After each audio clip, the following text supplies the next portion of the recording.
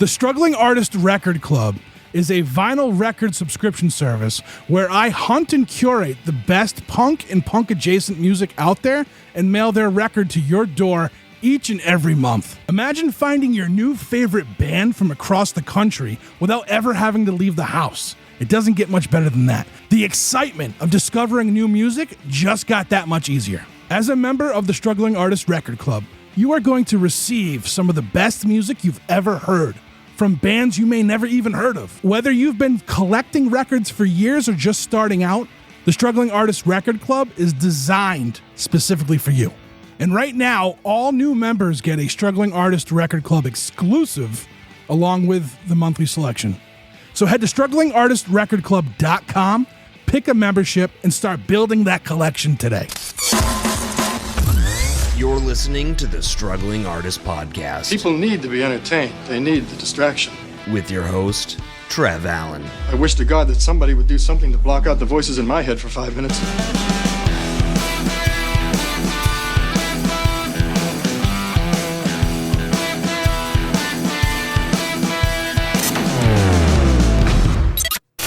Hello, everybody. Today, our guest is Marc-Alan Prince. He's a troubadour, as I like to say, and I tell him in this episode. He's out there doing his thing, playing music for people, telling stories. His newest album, Runaway, is probably one of the most solid lyrical albums I've heard in a very long time. And I was grateful to have this conversation with him. Stick around to the end of the episode to hear a track off of Runaway. This is episode 441 of the Struggling Artist Podcast, Struggling with Marc-Alan Prince.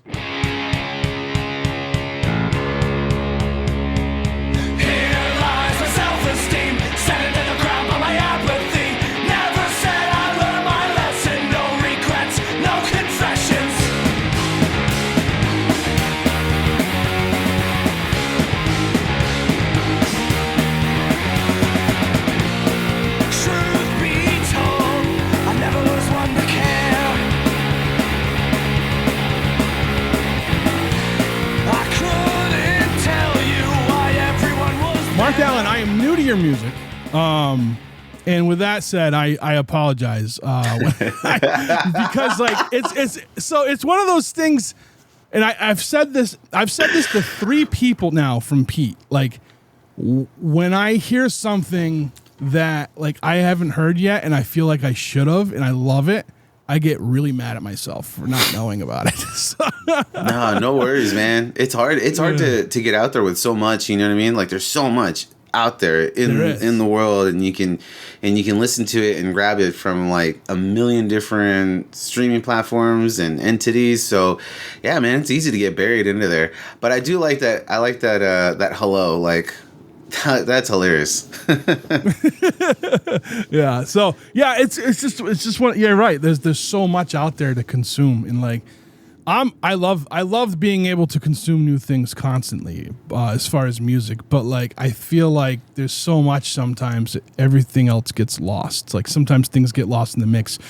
But I think what we're gonna talk about today, one of the things is what keeps that, you know, an artist kind of up top, right? Like you seem to travel a lot. At least that's the vibe I've gotten so far. Oh, so yeah. So I feel like that's the biggest. I think that's the best way to do it. Because like I'm listening to Runaway, and like so Pete had sent it to me, I think, prior to it dropping. But our schedule was just like so packed. Like it was hard to get you in here before that. But yeah, I was listening to it, and I had this like I felt it. It's one of those things where I related to it a lot of it because I was a wanderer for a long time, and I think that's what I'm getting from from a lot of your things, right? Like, oh yeah, man, I ran away from home as soon as I could crawl. It was like one of those things. It was just I don't know, man. I'm so addicted to it. From the first time, that first taste of like touring and getting in a band or getting in a van, and getting on the road. It was just like I've been chasing that like ever since, you know. And yeah, it's always a traveling thing. There's always something going on. A couple of weeks I head out to the East Coast, you know. Then after that, I got another run coming. Also, just got back from a Texas run, so yeah, it's just I can't stop, man. I just love it so much, you know. Yeah, I hear you. A lot of I wandered for a long time.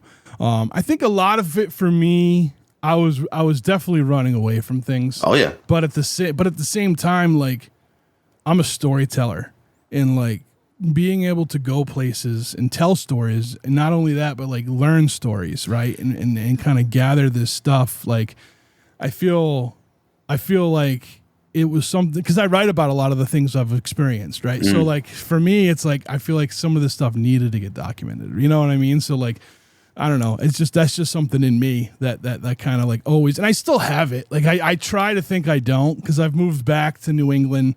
You know, I actually, the place I left when I left New England, I moved back to the same place I was living when I so like, you know what I mean? So there is some kind of gravitational pull to me to this particular like little town that I don't know anybody in. You know what I'm saying? But like, but at the same time, like I think sometimes you just gotta go out there and you gotta make your way. You know what I mean? You gotta go out there and like find it. You know. So, but yeah. So I mean, with that said, kind of like if you wouldn't mind, like kind of tell me, because like especially with the album Runaway, like I feel like these are very personal stories, right? Oh yeah. Yeah. Oh, so yeah. Can you kind of like, you want to dig into that with me for a little bit? Yeah, sure, man. Yeah. Tell me about it. Tell me about like you know, like when did you realize that, you know, creating art and doing this music thing was like what you needed to do? Like what? Because it's not something we just want to do, right? It's something we need to do it. And this is, like I said, I just met you for the first time, but like listening to your songs, like I know this is like you're a lifer. This is something that you have to do, right? You know. I mean, as far as like when I knew I wanted to do it, man, that was early. That was so. I mean, beyond like just even before I even grabbed instruments and all that, I was like, I know that there's something here. I love music, and it's just I felt it and all. And I started off as a drummer. You know, and all I wanted to do was play drums. I mean, since I was just so young, it was just like drums all day, and I drove my parents crazy because I just wouldn't stop. I played drums until I couldn't, you know, until my hands bled, you know. But this record, though, in particular, it really started off. I had one song written, which was "Dying to Be Alive," and I had wrote that right before I did this European tour with Red at Night. And I knew that song had something in there, and I was really excited about that one. And I knew that I wanted to write something. In fact, actually, the next thing I wanted to write was actually a full band record. And I would go. The idea was like, okay, I'll go in the studio, I'll record all of the instruments, because that's what I've been doing that for a long time already. So that was like my big idea. And then we were just south of Rome. We were in Italy. And we were on tour with Christina Gertz, just like amazing, like photographer. And she snapped a photo of me. Like we were outside this club at this youth center club, and I'm just on the bench. There's nothing to it really, but she snapped this photo of me and she sent it to me. And like the second I saw it, it just like hit me. Like I was like, holy shit, I know exactly what I want to write about. Like it was just this story that I saw in this photo, in this one little photo, and that's kind of like what snowballed the whole record. Then from there, I got back home. I like locked myself in my apartment for like a couple of weeks, I think, and was just writing. I mean, it was just this whole thing just like came out, you know, and yeah, I honestly think it was like the best lyrical record I think I've put out at this point, for sure. From all the bands I was in before to now, like this one I think is like definitely my strongest. And that photo is actually, if you get the record, if you buy the vinyl, and the insert one half of it's like the lyrics and all the thank yous and stuff like that, the other half is that photo. So I put it in there because it's like a huge part of this whole record, you know. Yeah. That's interesting. You may be the first person that had that like I ask because I write all sorts of things. I don't know how to write a song, and like the running like gag is like once I learn, the podcast is over. There you go. Yeah. Like I'm done with this. No, but like so like you might be the first person that's approached like has had that for like that way of writing. Like you had this photo and it just kind of unraveled for you, So like when I write, that's how like a lot of things, I hear a song that like reminds me of something, and then or like especially when I write, because I'll write fiction too, but I'll write like a lot of coming of age stuff, like kind of like, but like for older, the dirtbag coming of age stuff, like kind of Jonathan Troper style. That's my favorite. Yeah. So like we're a little older and we forgot, like we didn't realize, late bloomer kind of stuff. So like, but like I'll hear a song, or I'll see like something, I'll get this visual, and the whole thing will unravel in my head. Like I'll see like I'll have everything. I mean, you got to go back and polish it after you get it all out. But like, it's basically all there. And that's how I've always written. And I thought like, that's just what happens. Like ever since I was a kid, you know what I mean? I'm like, oh yeah, that's like, you just like, once you get that thought, it's all there, but it's not for a lot of people. And, but so for me, like with music and songs, and like, I can't write a song, it's because I have too much to say. Like I can't compact that. And I don't know how to. I think if I gave somebody something of mine and be like, how do I make this into like lyrics? I think that would be better for me to learn how to do it. You know what I mean? Right. So, yeah, but like that's cool that like that photo from that particular moment in time unraveled all of that for you. Yeah, I don't know. There was something there. I saw it and it was just like I saw this guy. I say kid. I always say kid, and I know I'm like super old, but I'm like, I just like looking at this photo. It's like I saw this kid, and he's just like I don't want to say lost, but it was just like he's just traveling. He's just going. He's looking for something. Like I saw that. I saw this like this ambiguous look of it, and it was just and that just kind of really got me going, it was just like holy shit. And then realizing like where I was at, like I never thought I'd be touring the south of Italy or Italy in general, you know what I mean? I never pictured myself in that situation, and then just seeing that and was just like, fuck, look how far I have gone, and it was one of those moments also. It was a very humbling moment as well, and it really took off on its own. I'm jealous. I've always wanted to go to Italy. That's where my grandfather's his family was from. It was like southern Italy. Whoa, really? Like in Calabria. Oh, and okay. I've always wanted to go, and I just haven't. And I was like, if I did like art and all my shit that I do, and like I should have, like, if I started early enough, I think I would have been able to be like, I can just go and do this and travel and do this thing. But like, I feel like at 45, I'm just like, no way, man. That's the time. Because then you got like, I feel like when you're older in that you go places that you've always wanted to go and travel and see, you have more of a calm to you, like you can appreciate and just sit and be like, this is good. When you're younger, it's like, I got to go see this. I got to go check this one out. I got to go, we got to go here. We got to go there. That's true, yeah. Do it. When you're older, man, it's kind of like, all right, check that out. Right on. Let's get some coffee. Yeah, you can kind of turn down the noise a little bit, right? And just kind of let it settle. Absolutely. And if you're a writer, man, I got to tell you, there is some prime real estate writing out there for sure to just gain and get it all.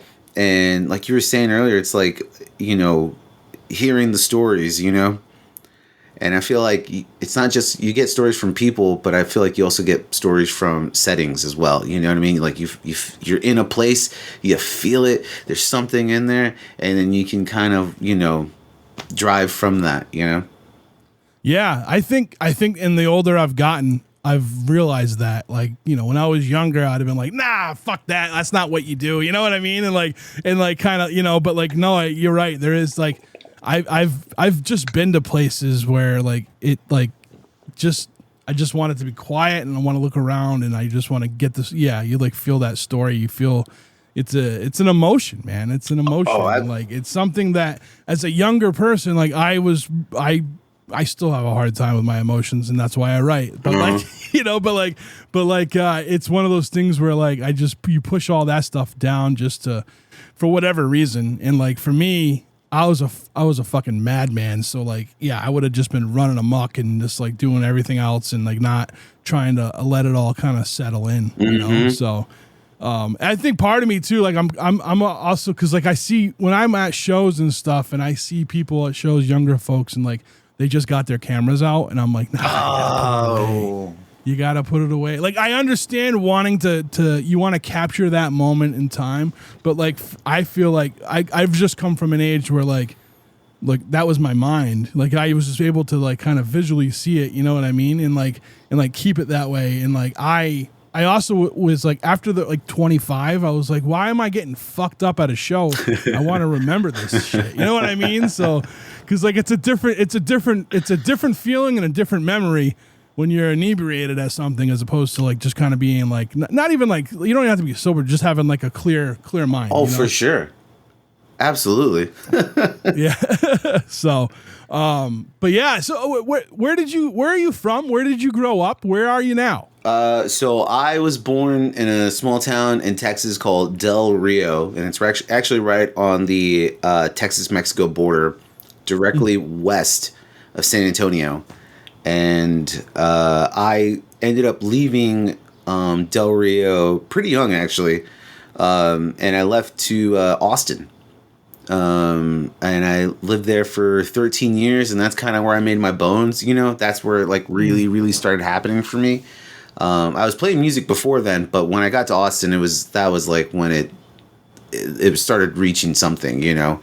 And that's when I really knew that, yeah, like there is potential in this. I lived there for 13 years, and then like, man, but towards the end of it, I would say the last 2-3 years, you know, just being on the road as often as we were then and as I was then, I was living like room to room or couch to couch because there was no point in paying for rent if I'm not going to be there. If I'm only going to be there, you know, 6-7 months out of the year, I mean, why would I do that?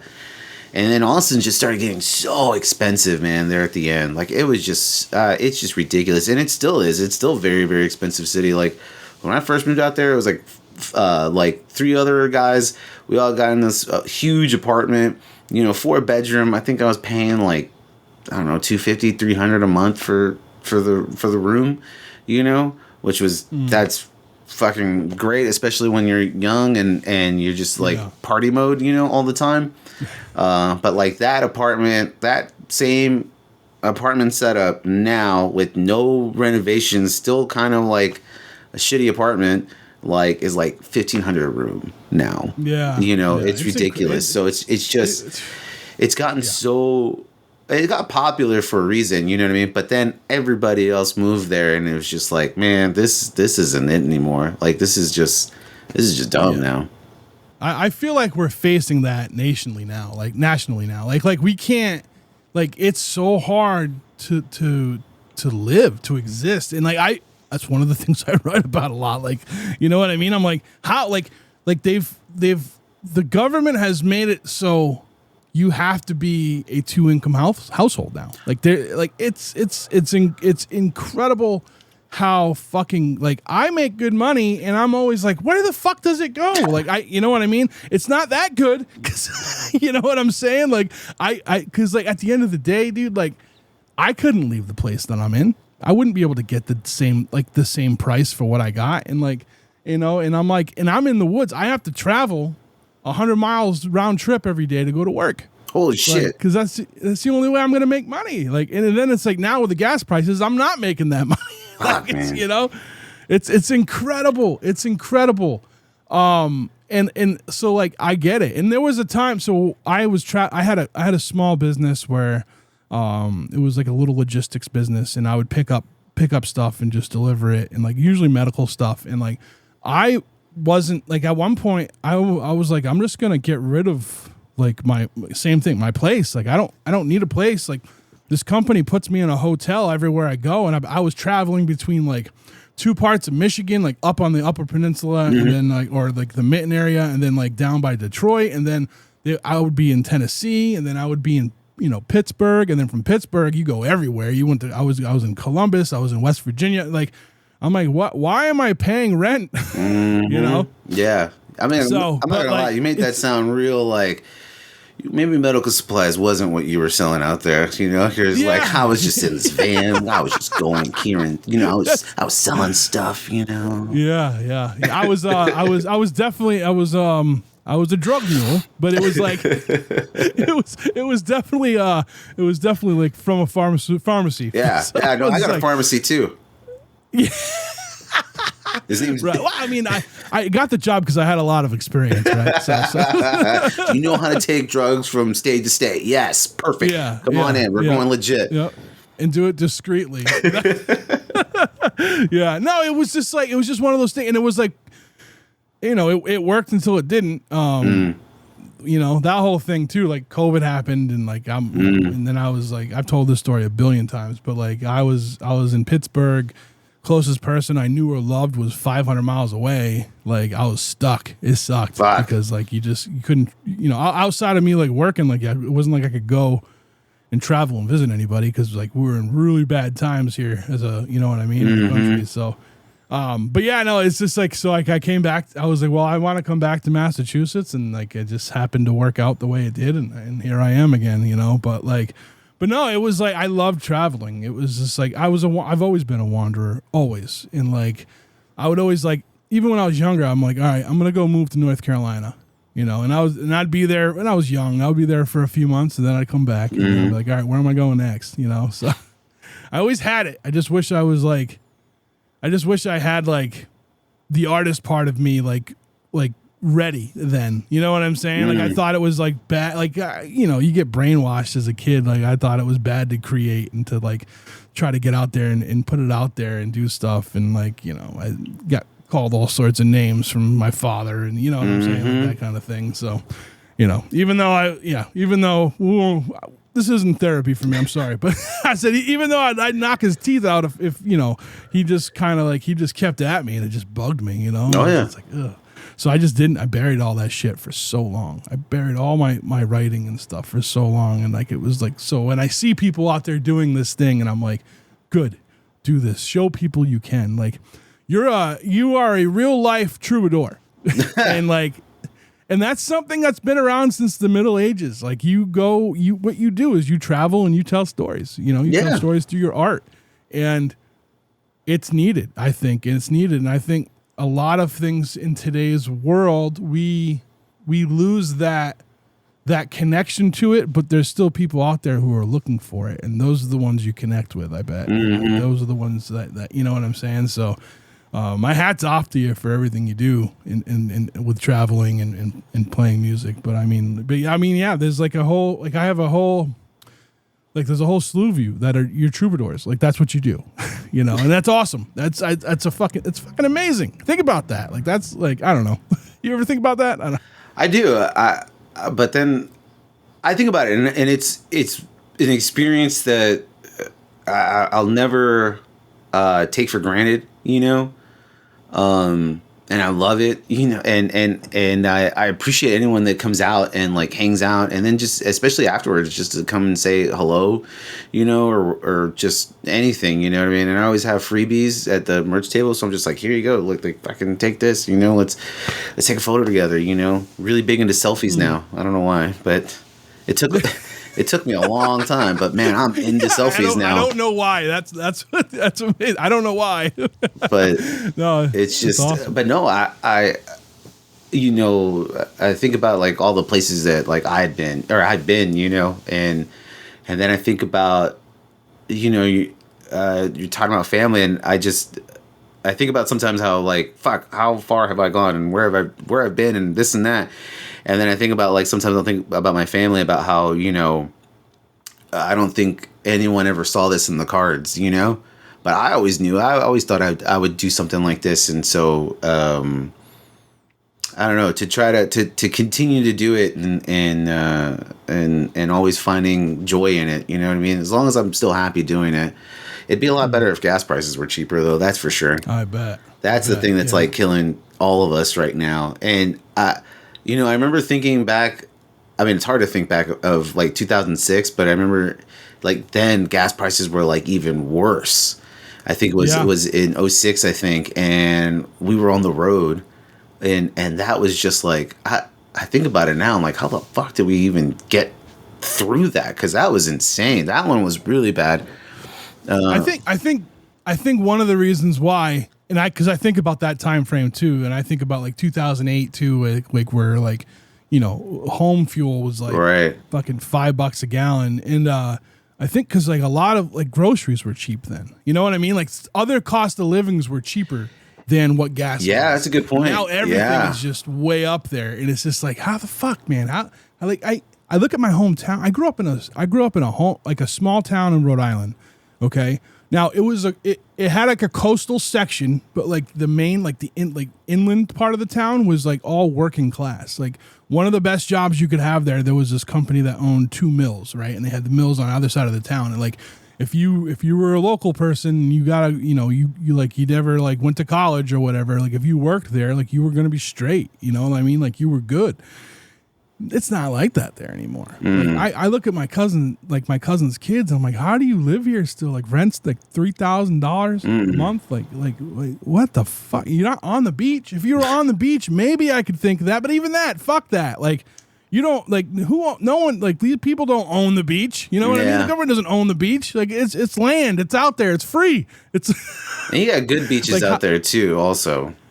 There's some good ones. Yeah. There are some good ones. Yeah. Yeah. But like, how do you, like, I just don't know. Like, it's just hard. I just don't know how people do it, man. I really don't. And like, I'm 45. I live alone. It's me and my dog. And like, I'm like, maybe I should have had a partner. Like, you know what I mean? I'm like, how do I, like, no, I like it. I like it. I'm too crazy for someone to live with me. I'm fucking out of my mind. So. But no. So where are you now? Where are you located now? I cut you off way earlier, so I forgot to. Oh, no worries. I kind of forgot what the rest of the question was, so this helps out. Oh, yeah. I live in Milwaukee now. I'm in Milwaukee, Wisconsin. I moved here. Let's see, November will be 8 years ago. Nice. I moved here actually. So what got me really out of Austin was I ended up getting sick, real bad. I had this infection called diverticulitis, and that fucked me up, man. It was brutal, and there was a lot of complications with it. And so when we finally got the surgery done, they like removed like 6 inches of the lower intestine, you know, and then they put it back together. I was doing fine, and then I had a leak, and that like completely like tore me down, man. Ended up becoming sepsis in a hospital. Spent 4 weeks in that place, like learning to do everything again. Like I had to learn how to walk again. That was crazy. That's the part that'll bring you back down, you know, to appreciate like every little thing, you know. And so I'm like, so it was like 3 weeks of like physical therapy, and then just like getting all of my shit back together. And then even at that, I like when I left the hospital, like I had like, you know, tubes coming out and an ileostomy bag, and I went and I recovered back home, which was also tough. But then like once, I think that was like six months, I think, of that. Once they put everything back together and they were like, all right, you're good to go, should be fine. They kept me in the hospital a lot longer the second time to make sure nothing happened. By the way, if you ever get a surgery in any hospital and like you have like this like 7-day grace period after the surgery, if anything goes wrong, then it's on the hospital to fix you. And so just so everyone knows that little fun fact. I'm sure they don't tell you that. Like they won't tell you that you got to find that out. So I'm glad you said that. No, it's like an insurance that they have to have. Like, so if you like broke your foot or your ankle and they repaired it, and you know, all of a sudden you get like a staph infection or something like that, and you run back to the hospital, they'll take care of you for the rest of the time that you're needed to get that fixed. But so then once I got out of there, I was like, you know what? I'm done slumming it. you know, I kind of had this like whole thought in my head when I was back home. I was like, if they put all this back together and I'm able to walk away from this, it's like I'm done slumming it. I need some digs, you know what I mean? And I remember just like having like two things that I wanted in an apartment that I was envisioning that I'd get. One was like, I'm gonna have a home studio. I want to be able to like work on music, you know, every moment that I can, which I do. It's right behind me. And then the second thing I was like, I'm gonna have this is I'll have a copy of like a Chagall painting in my kitchen. Just that's all. And those are the two things. And I got it now. So I was like, yeah, awesome. All right, life's complete. Yeah. So what about Milwaukee was it that you like wanted to go to? So I was actually looking at like several different cities that I wanted to go to, like New Orleans and the West Coast, like the New York area, you know, Manhattan, Brooklyn area. Of course, I could never afford that, but it was just like, I don't know, if I'm gonna move somewhere, I might as well look into it. Yeah, exactly. And then I also like do a lot of like tour drumming for bands, you know, or, you know, hired gun stuff, you know, if a band needs a bass player, guitar player, drummer, I get picked up and we'll do that. And I was doing that for a band here in Milwaukee called Avenues. And I was their touring drummer. And I absolutely loved it, you know, and when I told them I was like, hey, I'm moving out of Austin, they were like, oh man, you should move to Milwaukee. Then we can jam all the time. And I was like, yeah, that would be cool. And so I started looking into Milwaukee and luckily I found this amazing apartment that I was just like, I couldn't say no to. Like I just, you know, there was just no way. And so that was like, I pulled the trigger and I was like, all right, yeah, I'm moving to Milwaukee, which was also kind of funny because like when I left Texas, it was still like brutally hot. And then I came up to Milwaukee and it was the polar vortex and I had no winter coat. I had like no idea, you know, of any of it. Yeah. You went from one extreme to the other, man, just immediate, you know, and yeah, that was a little tough. There was an adjustment, but honestly, it wasn't that bad, you know. I think I was just so sick of the heat and I absolutely hate the heat, you know. Too many nightmares of trying to like sleep in the van when it's just like hot as shit, you know, like I'm done with the heat. It's, you know, so once I finally got up here and like it didn't take long to adjust, it was like, all right, yeah, I could do this. This isn't too bad. And plus it's an apartment. I don't have to shovel, you know what I mean? And, and my setup is so choice. Like the grocery store, like not a bodega, like the grocery store is like literally right across the street from me. You know, it's a stone throw away from my front door. Yeah, like there's tons of like stuff right around here, and so it's just, man, it makes it so easy to adjust. But I will say I finally got my first winter coat though. Like finally, after 7 winters or whatever, I finally got a winter coat. And man, I've been missing out because I would always like put my leather jacket on with the hoodie and like the undershirt. Yeah. But every bar you go into in Milwaukee, they got the heat cranking. So you'd get in there like, all right, you take your jacket off, and it's like, man, it's hot. Let me take my hoodie off. I'm like, damn, I'm still hot. Now I gotta go to the bathroom, take my undershirt off, you know what I mean? Then come back, and then it's like, oh, it's time to leave. Like, fuck, all right, let me go put the undershirt back on and the hoodie back on. Remember everything, right? You know how many times I've left a hoodie at a bar because I did that instead of buying an actual coat, you know, because like I'm like, no, man, I don't need a coat. I'm not an adult, you know. No, exactly.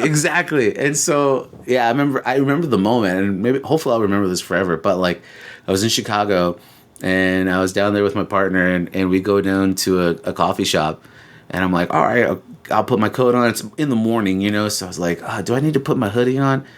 And I was like, they were like, no, just wear the jacket. I bet you'll be fine. I'm like, okay. I got a shirt on, put the jacket on, and we're walking. I'm like, all right, it's not too bad. You know, a little cold, but you know, you're surviving. We get to the coffee shop, and then we get our coffees and I think some sweets, and then we sit down, and I like open my jacket and put it down, and I'm like, oh my God, I'm just in my t-shirt.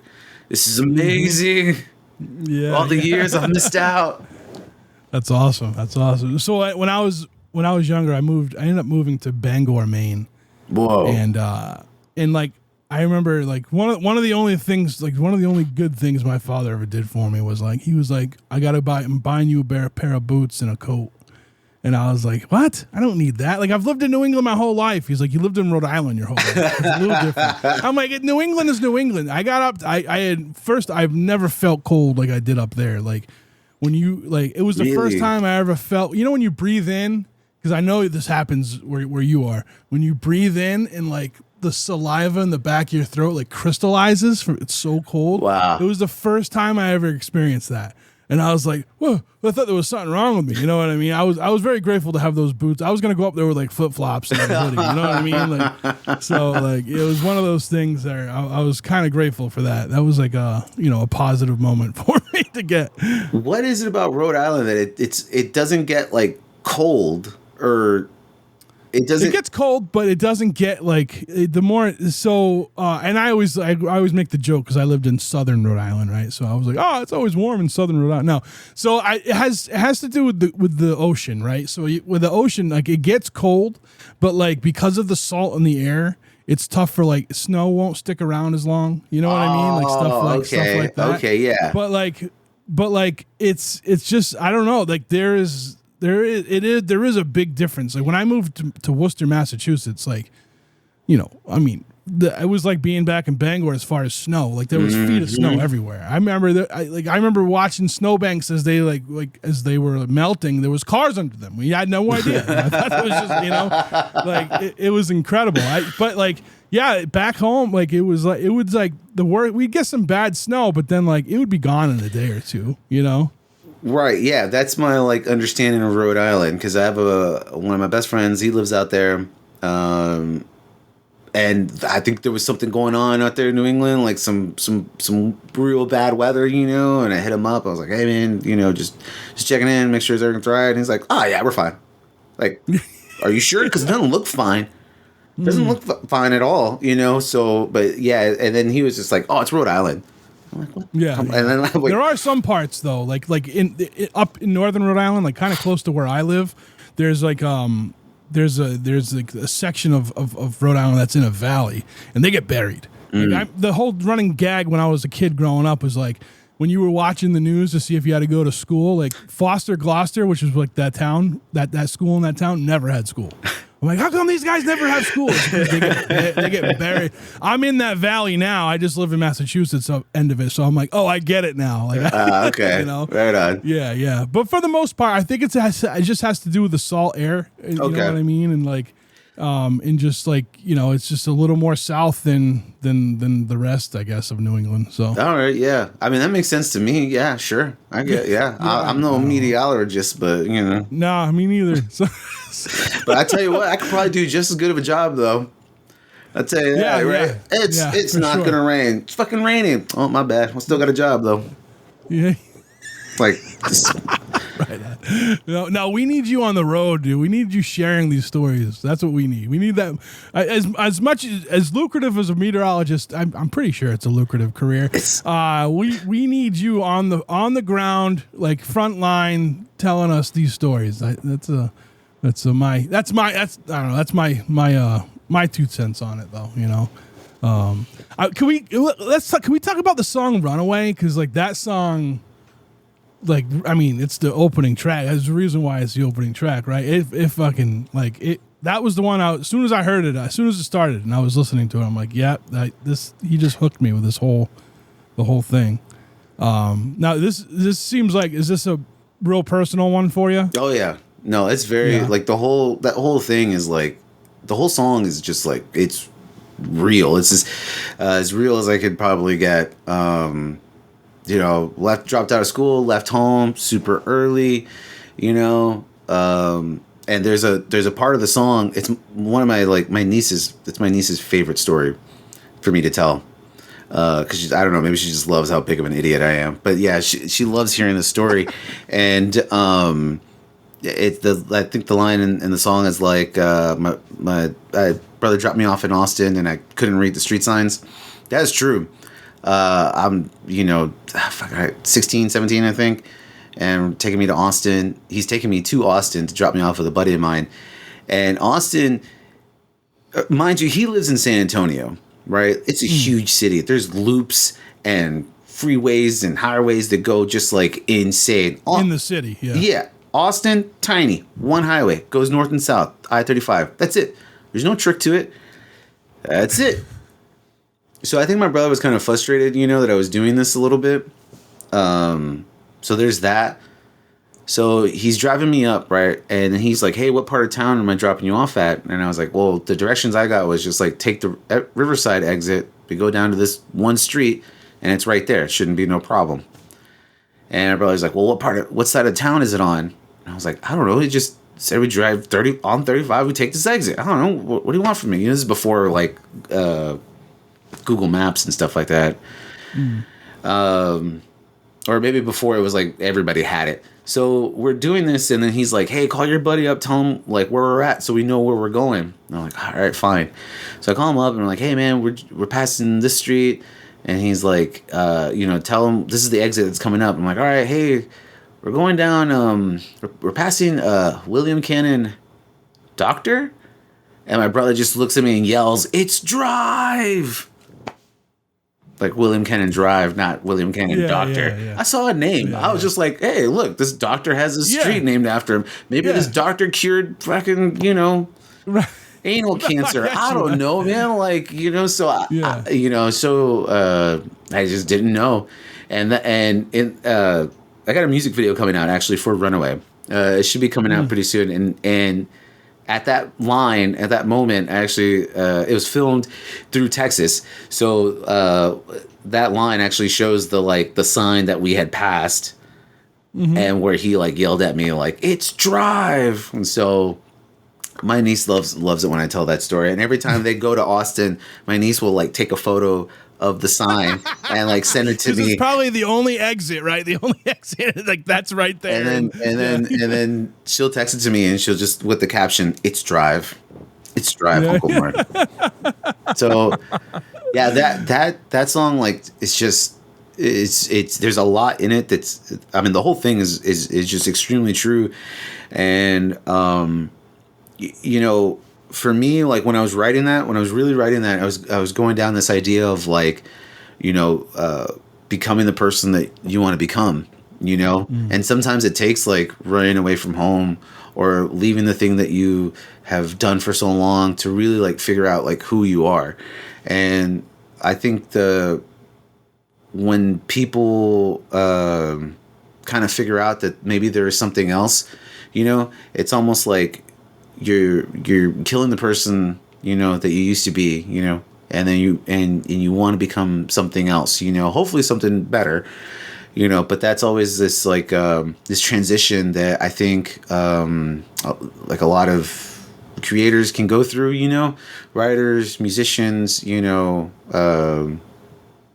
list goes on, of this like this flipping the switch kind of thing, And for me, that was always just like a constant, evolution, of really becoming like something that you're like proud of and want to be, and something different that maybe like your parents had for you, Mm-hmm.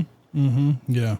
Yeah. No, that, like I said, when the song started, like right away, I just felt it. And like, and you not the way you sing too, you put every ounce of you into it, and I can feel that too, and like just the mixture of that really got me, and like going through and like I was like listening to it, for the lyrics and like it hit home a lot for me, you know what I'm saying? And like it was like and there's something about art when you can relate to it that just kind of amplifies it for you and like makes you think of all sorts of things like running through your head, and just, you know what I mean? Like whether it's memories or inspiration to do something or whatever. That song, like it got me. And so, like I had said, Pete had sent me the album. And I was like, all right, cool. I'll check it out. I was like on my way home from work, and I'm like, my truck doesn't have like the best audio in there, so I just listen to audiobooks normally because I want to be able to hear everything with a song. I was like, but I'll let you know when I get home. And then like I feel like I was stuck in traffic, so I was like, let me just put this on. And like I was like, yeah, we're booking this now. was like, we got to do this, you know, because like that song, like I must have looked like a real crazy person in my car because I was like, oh, like just like, you know, it was like, you know, when you get like that chill, like that shiver, you know, it was like almost every verse. I'm like, come on, like how is he writing? So how is Marc-Alan writing something that directly at me? We haven't met yet, like, you know, yeah. So that's why I wanted to ask about it because it's in it, and then you was it, you know, you. I forgot if it's that one. I don't think it's that one, right? Is it the Damned where you talk about like your heart on your sleeve, right? Like where is that lyric? No, I think that's yeah, no, I think it's a Runaway. Yeah. Yeah, we got our hearts and tattoos sleeved. Yeah. So that's the thing, like for me, I had to, for a long time, I kind of like just turned that switch and turned off all my emotions because like I would just feel things too much, and like I was just like, nah, man, I'm just gonna go through life without it, and like it sucked. Life sucks when you do that, and like being able to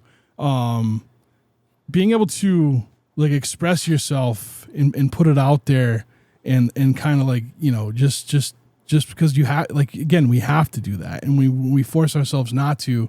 It makes everything a lot worse. And like, so I don't know. I just want to thank you for that song. Cause like that song, like I know from listening to it and like me being like me writing and stuff like that, like how personal that was for you to put that out there. You know what I mean? So, yeah, that's a banger. No, man, thank you. Thank you. I really appreciate it. And yeah, going through that stuff is always tough. And when I was really working on it, though, I was, you know, I still do. I was in therapy and talking about stuff. And when I was coming up with all of that, you know, obviously, like I'm an older guy, right?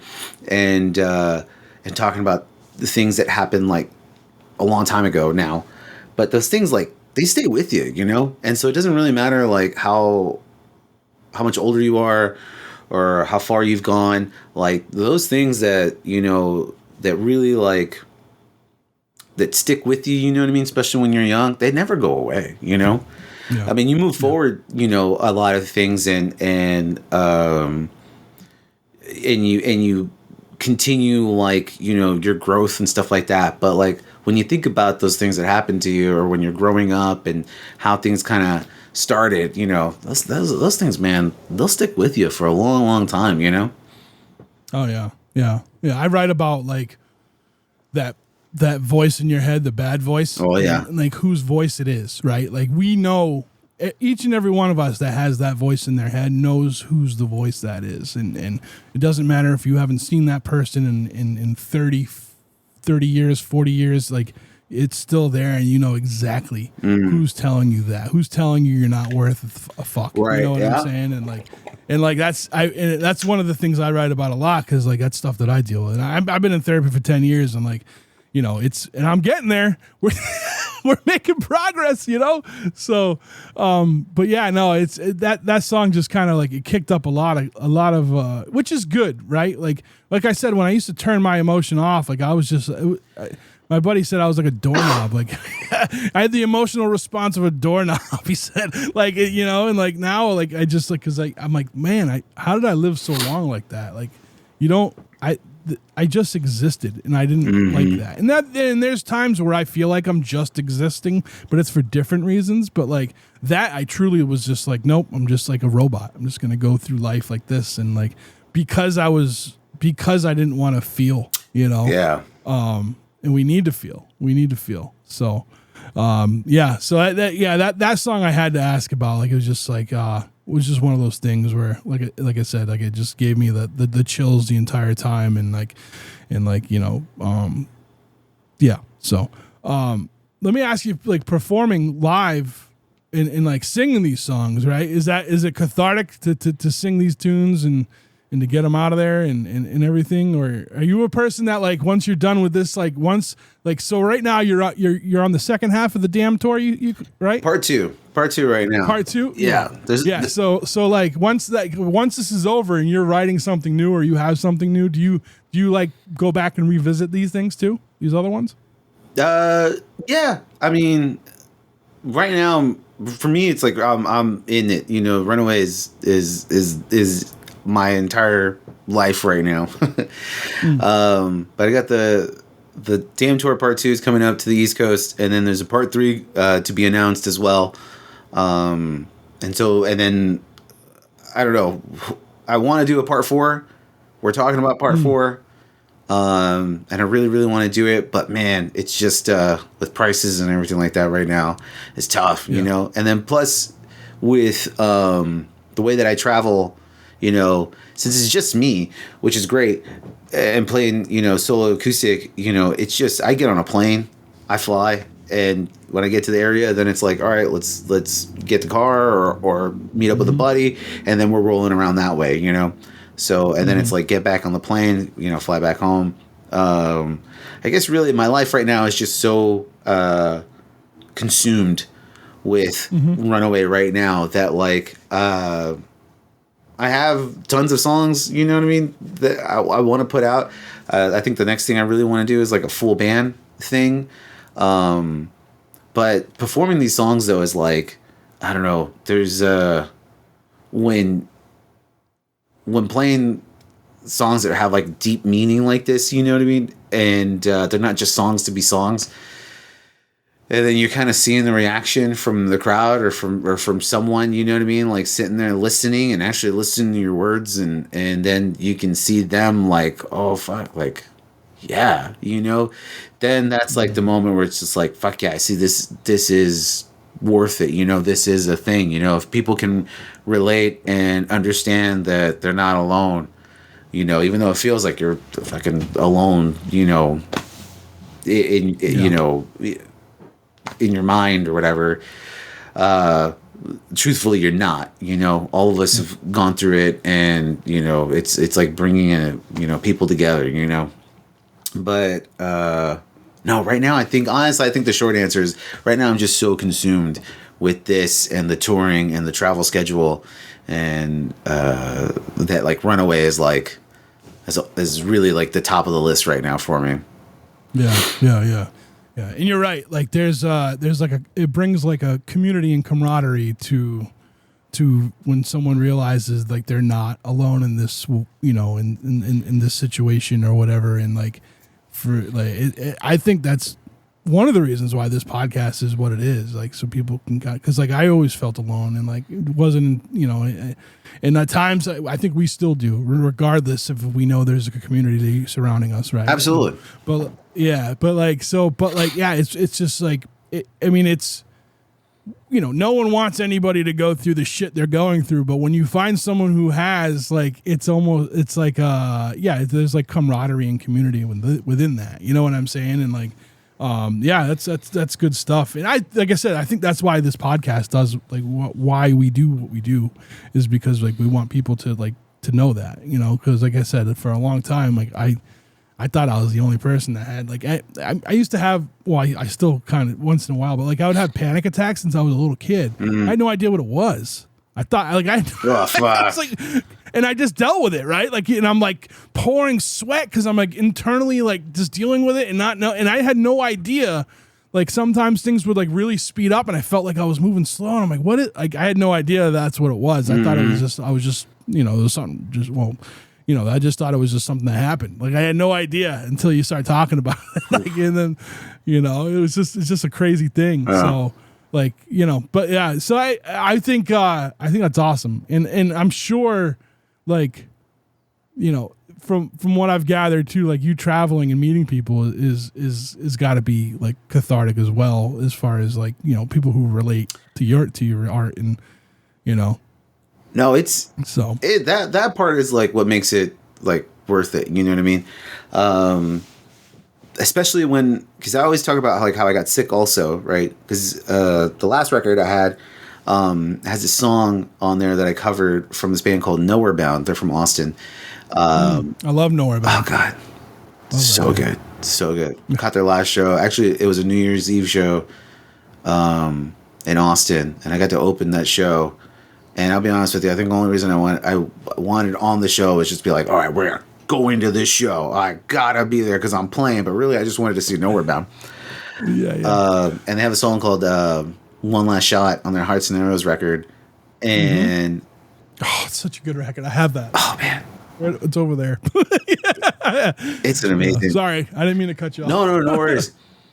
And when that record came out, I was actually living with Chris Klink too. We were sharing this house. But when I when I was going in the hospital though, and it was like, all right, physical therapy time. Like, fuck, man. After the first 2 days, I was like, this sucks. Like, do you have any tips or something? Like, what else can we do? Because this is fucking the worst. And I had a few people. I can't remember. And this part, I wish I could remember. I want to say it was this girl.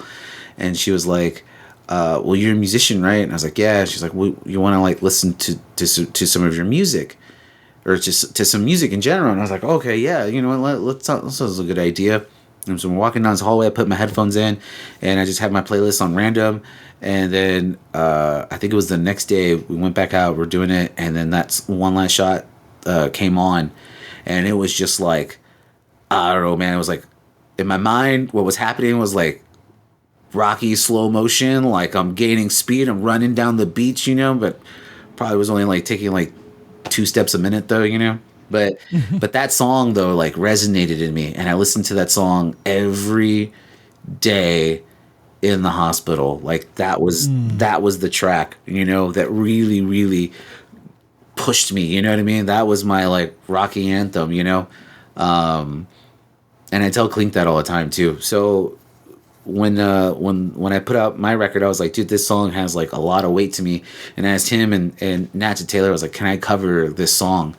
And they're both like, absolutely, like do whatever you want to it. So I play that song every night, and I always tell my story, of how I got sick. And after every show, or not every show, but after the shows, when people come up to me and they're like, dude, I was sick too. Oh my God. Or like I had a parent that was sick, or my brother was sick, or seeing them go through it, or what I went through. And man, there's been so many shows afterwards that like I'm talking to somebody, we're talking and we're relating on these things on how just like traumatic being in a hospital for like an extended period of time really is. And then we start crying, and then it's just like, I don't know, man, those moments are like, fuck yeah. Like having someone to really like understand it, I think that really is like what goes a long way, Yeah, my producer, he lives in Buffalo, and he went through that last year with diverticulitis. And, like, he was in the hospital for like almost a month or something. It was awful, and like I kept going like, hey, you good? Like I kept having to, because and then because of that, he ended up having to have a surgery this year for something else, and like it's just like it's crazy. I got sick this past like but right after Christmas, and I was sick for up until like March. Oh fuck! And they were it was I was scared because they couldn't figure it out. And like the worst. So I had procedures done and like all these tests, and now I'm just dealing with the fallout of the bills, and they never figured it out. But I'm better. So it's like, okay, like part of me is like, I'm grateful that I'm better and I didn't have to go into a hospital for an extended stay. But a part of me is like, what if this comes back and you guys can't figure it out again? No, it was just a crazy thing. The diagnosing is scary. That's scary. That carries a lot of weight, because now it's just on your mind. You don't know what it is. That's the thing about it is not knowing what it is. And it's just like, then your mind just spirals, just goes into it. It could be this, it could be that. It could, I fucking got lupus. You know what I mean? Like, it's like, it's just. Yeah. And WebMD is not your friend. No, man. No, I tell everybody, do not ever go to that website. You will be convinced yourself that you have like the most rarest, uncurable disease ever. Yeah, for sure, man. For sure. So it's just like, it's just a crazy thing. But yeah, no, I'm and you're good now. You're good. Oh right? yeah. Like, oh yeah. No, been 8 years. Like now it's like watch what you eat, take care of yourself as best as you can. There was a lot of changes, that I've taken, now, and learning about, more of the human digestive cycle, So yeah, no, it's good. Everything's good now. I'm happy you speak on it because like I feel like that's because it's not something that like is normally talked about. I feel like it slips under the radar, and a lot of people end up getting sick and having that and not being able to like quite figure it out or understand it. Right. So I think having awareness of that is a good thing. And you know, again, like, and like, you know, no one wants to talk about their time being sick, but like being able to get up and do that too. Like, you know, that's another great aspect of what you're doing. And I appreciate you doing that. Cause like I said, like I know people that have had that and like, they had no idea, like, you know, Chris, the producer, like, you know, he had no idea until he was in the hospital, and they were like, "Hey, like, you got some bad stuff going on here," you know, and like, and I'm thankful he's better and doing well, and but like, yeah, he was down and out. I mean, this guy, he's a nut. He was like, "Oh, I'll podcast from the hospital." I'm like, no. It's like, you get better. Like, I'm going to check in with you to make sure you're not doing that, you know? Like, you know, so like, it's just something that like when people like, it's just something else to people, for people to like relate and understand and try to, you know what I mean? And learn about, I think so. And Chris is all right? Yeah, he's good. Right on. He's good. Okay. Yeah. He just had to have a different thing, but I think it was related to that. But he's good. Man, it was like a thing that needed to get done. That they were just, you know, I think he was just waiting until now to do or whatever. But yeah, he's back. He's back. He does the monthly shows with us, and he's back on the Patreon shows and all right that on. stuff I'm too. glad you're all right, Chris. Yeah. So, but. All right, so you mentioned Chris Klink, and yeah, so he's been on the podcast. Dylan's been on the podcast too, and I know that. So we have these connections everywhere. And then I say all that to get into. I didn't realize you have a show tonight, so we're gonna wrap this up so you can get places. But like, let's talk about the tour real quick, and then so you have a show tonight in Milwaukee, right? Mm-hmm. And then on the 6th, you're going to be at the Silhouette Lounge in Alston, and you're going to be playing with my dear friend of mine, Carrie Ann. Oh my God. See you, Skidmore. Yeah. And if we can do one more degree of separation, I was checking out your video for The Damned, and in the first shot, you're wearing a Coffin Salesman shirt, and I like lost my mind.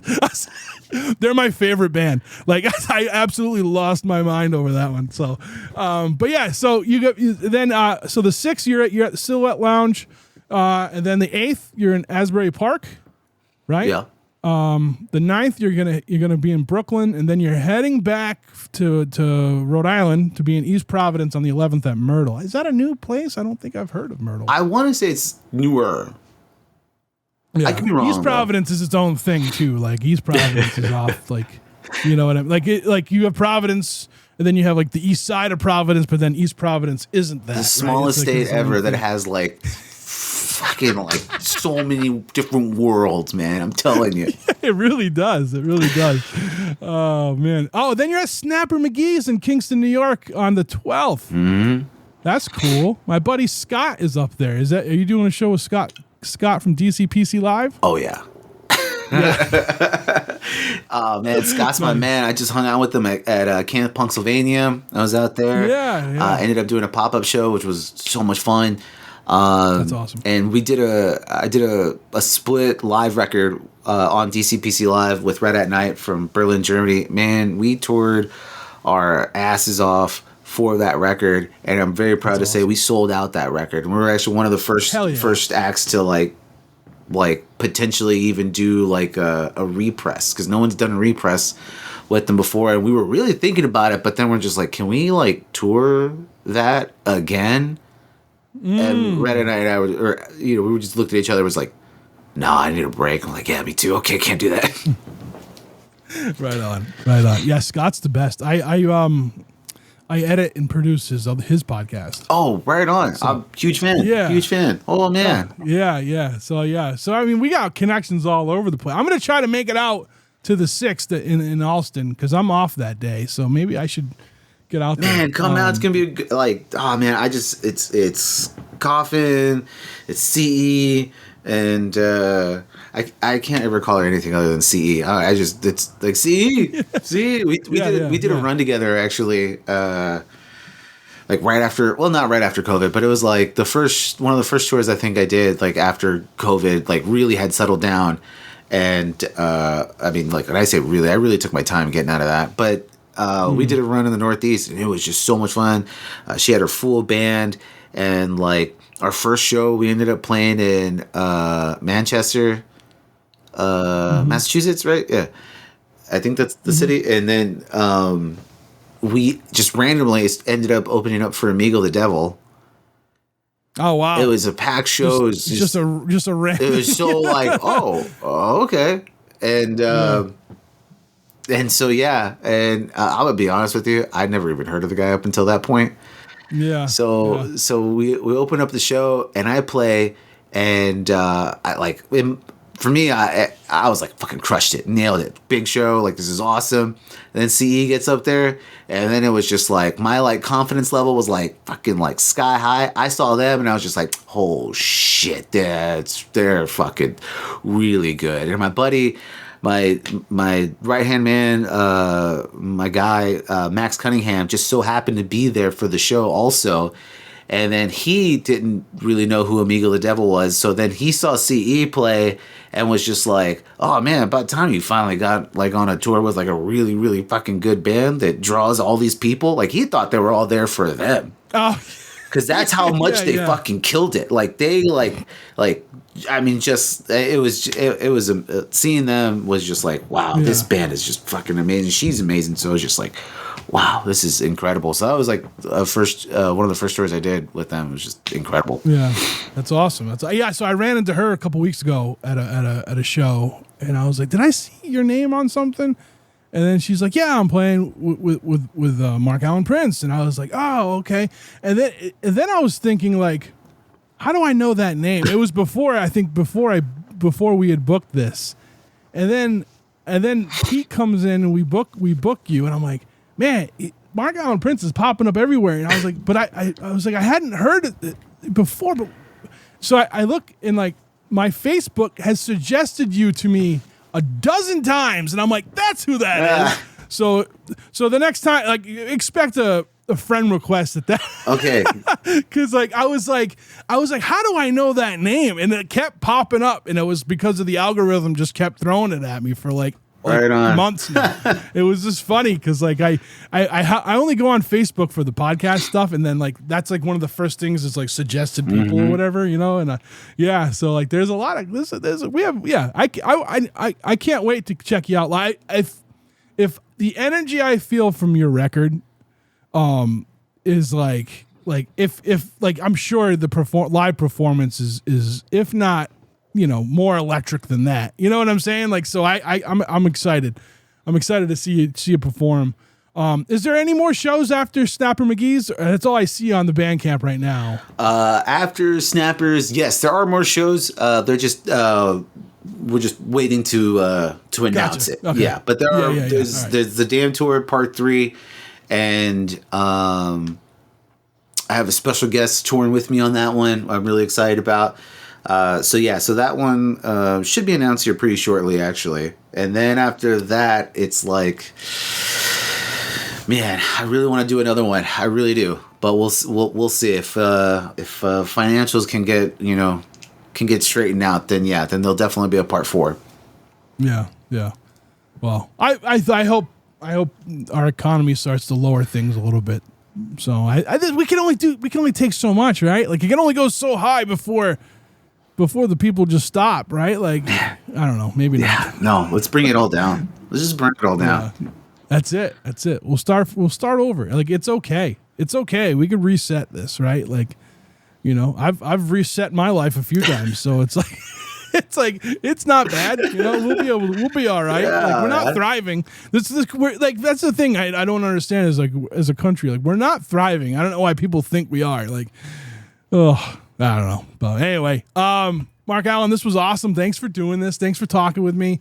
And I wish you nothing but the best with this record. I have a feeling like if this is gonna sell out. This has to sell out. This is such a good album. Keep doing what you do, and we'll see you. We'll see you out there, okay? Yeah, man. Thank you so much. Thank you so much for having me. I really do appreciate it. Of course. Oh, wait, before we go, where can people find you on social media? Oh, yeah. Let's do that. Yeah. Everything is just at Marc-Alan Prince, spelled with a C and ALAN, only one L in there. Last name's Prince. You can find me anywhere. I'm on YouTube. Just put up a live video from San Antonio out there on my YouTube channel, so check that one out. Just at Marc-Alan Prince. Got Instagram, Facebook, Blue Sky, all at Marc-Alan Prince. And then if you just want to see me do funny dance videos, you can find me on TikTok, and that's just also Marc-Alan Prince. All right, cool. And if what's the best way for people to purchase the album? If you want to buy the record, definitely go to the Bandcamp. If you go to marcalanprince.com, man, I really just love saying Marc-Alan Prince, I guess. I don't know. If you go to marcalanprince.com, you're going to remember it, right? It's your name. Yeah. So. You go to the website, and all the links are on there to the Bandcamp page, and then you can order a copy of Runaway, a brand new record, on Travel Well Records out of Austin, Texas. And yeah. Travel well. See, everything's traveling. Travel well. Travel well. Yeah. Runaway. Yeah. There you go. Yeah. All right, man. Hey, I appreciate you. Thank you for doing this. No, man. Thank you. All right, and that's the show. I want to thank Marc-Alan Prince again for being today's guest on the Struggling Artist Podcast. In the show notes, you will have links to his social media, to the Bandcamp. Pick up his album, Runaway. It's so good. I want to take a second to thank the Struggling Artist Podcast team. Everyone's getting stuff done on various, episodes of like the sub-series episodes. Shout out to Chris Chavez over, producer, co-host of Chopping It Up. And our new show that's coming out, that is called, what is that new? Yelling at the Clouds, I think it's called. It's over on Patreon. It's going to be a free show. So all you got to do is sign up for free on the Patreon, which is, I guess I'm plugging the Patreon early. That's Podcast TSA, patreon.com/Podcast TSA. Sign up for free. And then there's tiers, there's paid tiers, but if you sign up for free, you're going to get early episodes, and then you'll get the new show, Yelling at the Clouds, once we start dropping that. But I also want to thank Jeff Bousquet for everything he's doing with us too. He's a tremendous help with the producing side of the Turntable episodes, and he's also a co-host of that as well with Chris and myself. And then Aria Rad, who has taken the underground noise and just run with it. Thank you, Aria. And then these two guys, the two newbies, the two new guys of the Struggling Artist world. Not new, like maybe new for like public eye, but they've both have been pretty constant with because of the record club and stuff like that. And that's Ryan Cowell and Dave Anderson. And they've done a great job with the Turntable, really making it their own show. And I appreciate everybody on this list and everything that they're doing. So give them all a follow on Instagram. Let's run through this real quick. Chris at 716 The Sound, Jeff Bousquet at JRB Image, Aria Rad at Coffin_Salesman, Ryan Cowell at 13th Floor _Ryan, and Dave Anderson at Pinball_Punks. Thank you to Mark over at State Line Records for being a sponsor of the podcast. Hey, you want to be a sponsor of the podcast? Reach out. Let me know. We'll work something out, I swear. Head over to StatelineRecords.com, see what Mark has in stock, grab some records. Make sure you do that. I want to thank the band Losers Circle for letting us use their song The Great Illusion of Time off their album Took Long Enough. If you haven't bought that record, please sure to do that. You can go to the StrugglingArtistPodcast.com under sponsors, click on Losers Circle, and it will bring you to their Bandcamp. With that said, I hope Jamie's mailing out records. I had to get on him about that. But, Bandcamp, it's tough to see sometimes, I guess. So, so head over there, pick up their record, Took Long Enough. It's a tremendous album. And I appreciate that band for letting us use that song. I want to thank everybody over at the Patreon. Again, if you want to join up, patreon.com/Podcast TSA. Everybody who listens to this podcast reaches out, suggests someone to talk to, or suggest new music, or just gives us some feedback. Thanks. It's appreciated. It really is. this little community we have grown. We're growing. Seems to be doing what it's supposed to do, you know. And I appreciate that. I appreciate everybody who listens to the podcast. So it's time to get out of here. We have a song to play. This is the title track off of Marc-Alan Prince's new one. It is called "Runaway."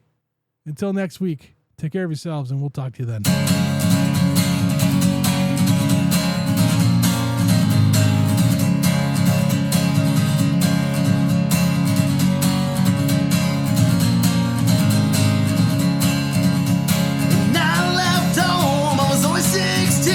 No clue about the world, no clue about anything.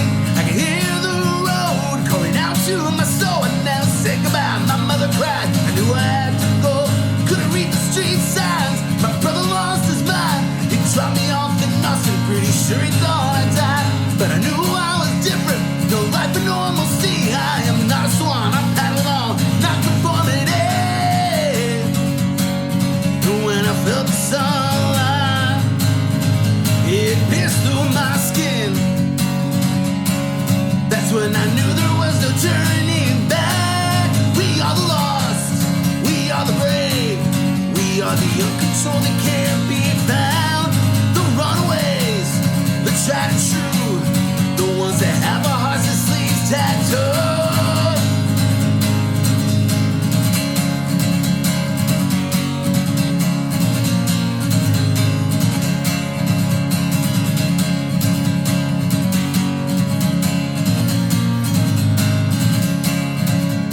Dropped out of school, it wasn't for me. My teachers lied and told me why I'd end up on the streets. But nothing could change who I was meant to be, so I changed my name. Here I am, and nothing was the same. I killed the person I was born to be the person that I knew I had to be. And moving is living with no compromise, 'cause the slower we move, the faster we die. Got a road to run, and my bags are packed. That's when I knew there was no turning back. We are the lost, we are the brave, we are the uncontrolled that can't be found. The runaways, the tried and true, the ones that have our hearts and sleeves tattooed.